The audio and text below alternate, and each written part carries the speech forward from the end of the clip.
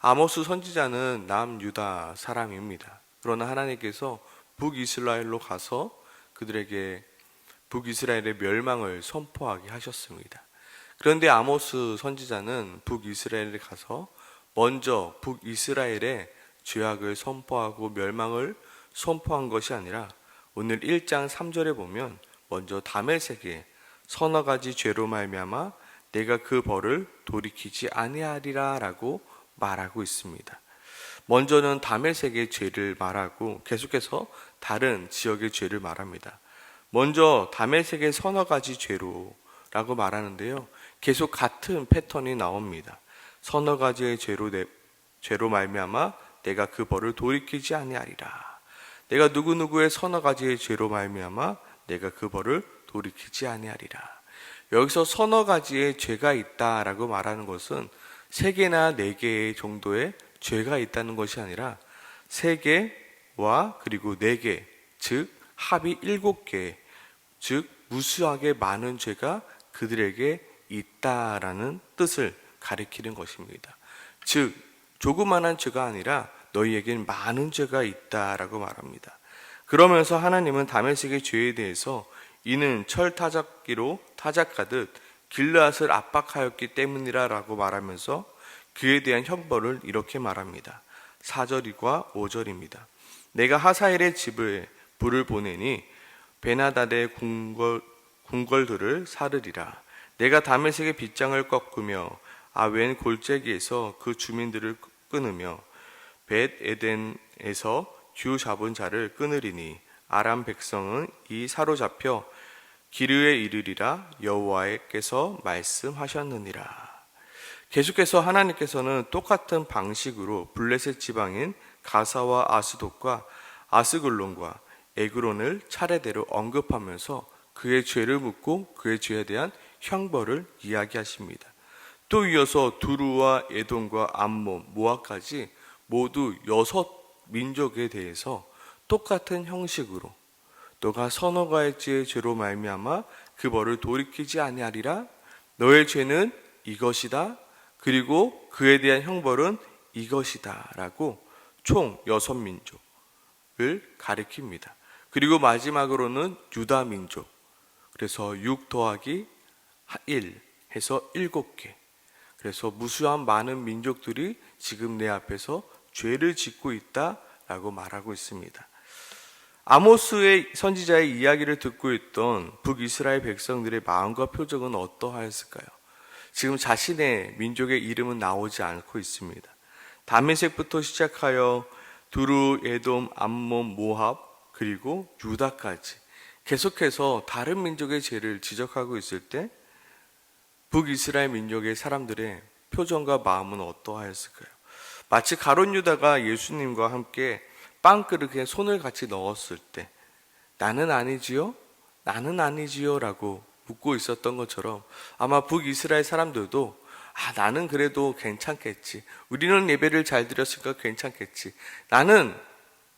우리는 형벌을 받지 않겠지라는 마음이 있었을 것입니다.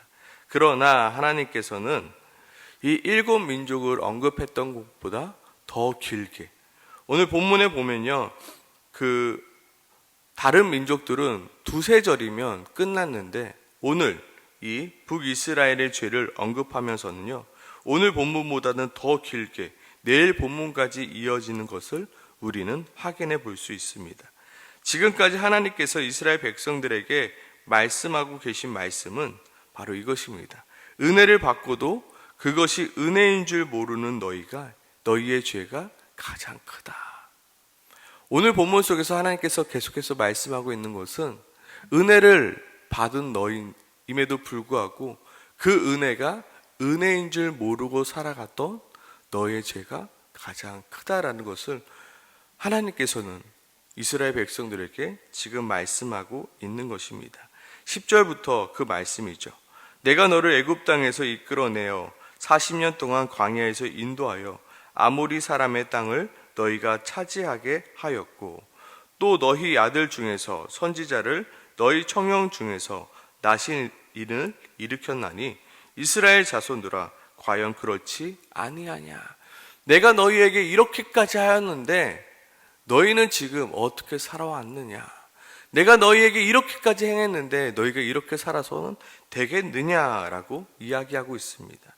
내가 이렇게까지 너희에게 은혜를 베풀었건만 너희는 그것이 은혜인 줄도 모르고 오히려 그 은혜를 원수로 갖고 있는구나. 12절 말씀입니다. 그러나 너희가 나실 사람으로 포도주를 마시게 하며 또 선지자에게 명령하여 예언하지 말라 하였느니라. 나실인은 누구입니까? 하나님으로부터 거룩하게 구별된 사람으로 독주와 포도주를 멀리해야 하는 사람들입니다. 그런데 오히려 북이스라엘 사람들이 어떻게 하였다고요? 그들에게 포도주를 마시게 하였다 말합니다. 즉 하나님께 구별된 자로서 살아가는 자들을 구별되게 살아가지 못하도록 방해하고 있다는 것입니다. 하나님의 은혜를 받은 자로서 구별된 삶, 거룩한 삶을 살아가야 되는데 그 거룩한 삶을 살아가지 못하도록 방해했다 말하고 있습니다. 또한 선지자는 누구입니까? 하나님의 명령과 하나님의 말씀을 전하는 자입니다. 그런데 오히려 어떻게 하였다고요? 명령하여 예언하지 말라 하였다고요. 그들은 바로 하나님의 사역을 방해하는 자들이 되어버린 것입니다. 즉 은혜를 은혜로 갚는 것이 아니라 은혜를 원수로 갚고 있는 너희의 죄가 가장 크다 말씀하고 있습니다. 우리는 세상을 바라보며 세상의 죄악들을 참으로 잘 지적질합니다. 세상은 이래서 문제야, 세상은 저래서 문제야 라고 합니다. 하지만 정작 우리 안에 있는 죄악은 잘 보지 못합니다. 아마 다메섹부터 예돔 모압의 죄를 언급하면서 그래 그들은 저것이 문제지, 그래 저들은 저 형벌을 받는 게 마땅해 라고 생각했을 것입니다.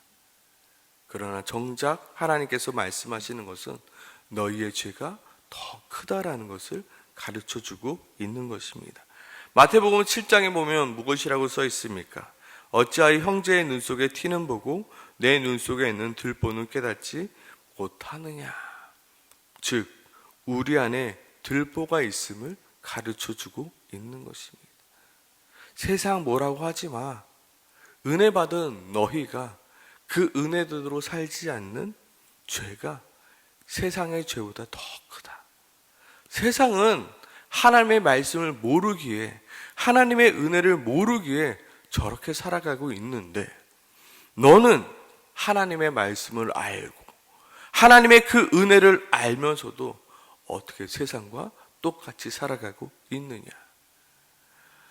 말씀을 몰라서 짓고 있는 저들, 죄를 짓고 있는 저들과 말씀을 알고도 죄를 짓고 있는 너희, 그 둘 중에 누가 더 혼이 나겠느냐. 물론 혼이 나는 것은 똑같이 혼나겠지만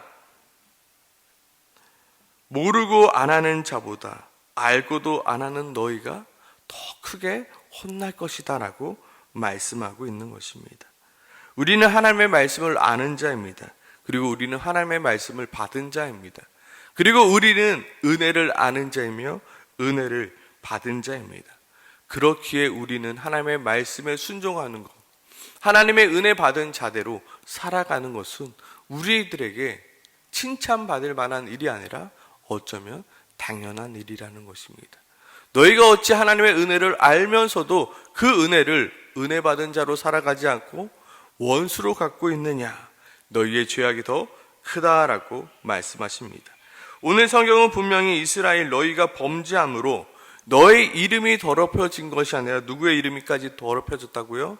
거룩한 나의 이름까지 더럽혀졌다. 너희는 너희 개인이 아니라 바로 나를 보여주는 자들인데 너희의 이름이 더럽혀진 것이 아니라 곧 나의 이름이 더럽혀지는 것이니 너희의 죄악이 얼마나 더 큰 죄악인지 우리들에게 보여주고 있는 것입니다. 성경은 우리를 가리켜 뭐라고 말합니까? 너희는 하나님의 편지요 하나님의 향기다 라고 말합니다. 그러니 우리의 범죄함이 결국 하나님의 이름을 더럽히게 되는 꼴이 되는 것입니다. 성경은 말합니다. 너희는 은혜 받은 자처럼 살아가라. 너희는 은혜 받은 자이니 은혜 받은 자처럼 살아가라. 너희는 하나님의 편지요 하나님의 향기니 너희는 그 향기를 나타내며 살아가라. 너희의 삶 속에서 은혜를 전혀 모르는 자처럼 살아가는 것이 아니라 그 은혜 받은 자처럼 살아가라 말합니다. 그렇다면 어떻게 우리는 은혜 받은 자처럼 살아갈 수 있을까요? 은혜를 알며 은혜 받은 자처럼 살아갈 수 있을까요? 그것은 오늘 이스라엘 백성들의 죄를 반대로 하면 되는 것 같습니다. 오늘 어떻게 하고 있습니까? 의인과 가난한 자를 은을 받고 신 한 켤레를 받고 파는 것이 아니라 의인을 은 하나를 받고 팔고 가난한 자를 신 한 켤레를 받고 파는 그 죄들이 있었잖아요.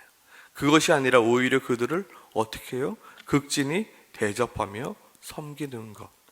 즉 은혜 받은 자로서 내가 은혜 받은 그 받은 은혜를 다른 사람에게 흘려보내는 것입니다. 내가 그 사람의 것을 빼앗고 파는 것이 아니라 오히려 내가 그 사람들에게 나누어 보내주는 것이고 흘려 보내주는 것입니다. 우리는 이것을 가리켜 플로잉이라고 말합니다. 내가 받은 것을 남에게 흘려 보내주는 것. 내가 하나님께 은혜를 받았으면 그 은혜를 받은 만큼 흘려 보내주는 것. 그것이 바로 은혜 받은 자처럼 살아가는 것입니다. 많은 사람들은 내가 받은 은혜를 흘려보내지 않고 나 홀로 소유하려 합니다. 계속해서 그 은혜를 흘려보내지 않습니다. 그러다 결국 그 은혜는 어떻게 됩니까?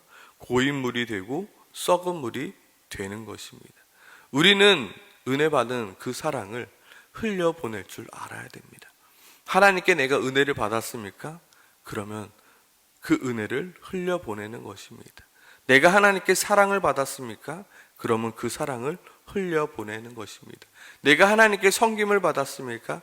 그럼 그 섬김을 흘려보내는 것입니다. 나 혼자 갖고 있는 것이 아니라 그것을 흘려보낼 줄 아는 것. 그것이 바로 은혜 받은 자처럼 살아가는 것입니다. 또한 우리가 은혜 받은 자처럼 행동해야 할 때는 무엇입니까? 바로 감사하는 것입니다. 하나님께 받은 은혜에 대한 감사인 것입니다. 요즘 많은 사람들이 입술에 감사보다는 불평이 많아지고 있습니다. 분명 하나님께서 우리에게 불평보다 감사한 일을 더 많이 주셨음에도 불구하고 우리는 불평함으로 말미암아 우리가 은혜 받은 자처럼 살아가지 못하고 있습니다. 너희가 받은 그 은혜를 세어보아라 말하고 있지 않습니까? 하나님, 내 입술에 불평이 너무나도 많습니다. 내 입술 가운데 하나님 원망이 너무나도 많습니다.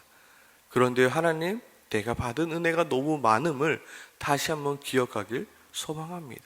내 입술에 감사가 넘치는 것, 그것이 바로 은혜 받은 자처럼 살아가는 것입니다. 내 입술에 불평할 수도 있지만 내 입술에 불평은 버리고 감사로 채워가는 것. 매일같이 우리 삶 속에 감사해야 할 일들을 찾아보는 것입니다. 계속해서 찾다 보면 내 삶 속에 감사의 제목들이 늘어나게 되는 것입니다. 그 감사가 늘어나게 되면 그 감사는 또다시 다른 사람들에게 흘러가게 되는 것이며 결국 그 감사가 무너져가는 그 공동체를 다시금 일으켜 세워가는 것입니다. 또한 그 감사로 주변 사람들에게 우리가 은혜 받은 자임을 다시 한번 증명해 보일 수 있는 것입니다.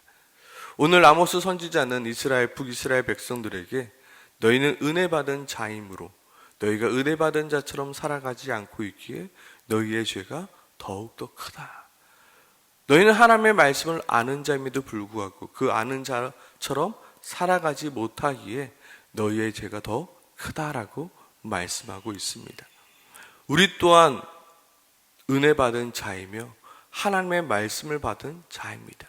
그러면 그 은혜 받은 자처럼 그 말씀 받은 자처럼 오늘 하루 살아가야 되는 것입니다. 내가 받은 은혜를 흘려보낼 수 있는 자, 또한 내가 받은 은혜에 감사할 줄 아는 자, 그리하여 정말로 하나님의 이름을 먹칠하고 살아가는 자들이 아니라 정말로 하나님의 이름을 거룩한 자로 살아갈 수 있는 자, 정말로 하나님의 이름을 높여드리며 살아갈 수 있는 오늘 하루가 되길 소망합니다. 아멘. 우리 시간 함께 같이 은혜 받은 자처럼 주님 살아가는 자 되게 도와주시옵소서. 내가 받은 은혜를 흘려보낼 줄 아는 자, 그리고 내가 받은 은혜에 감사할 줄 아는 자 되게 해달라고 함께 이 시간 기도하며 나아가길 소망합니다. 기도하겠습니다.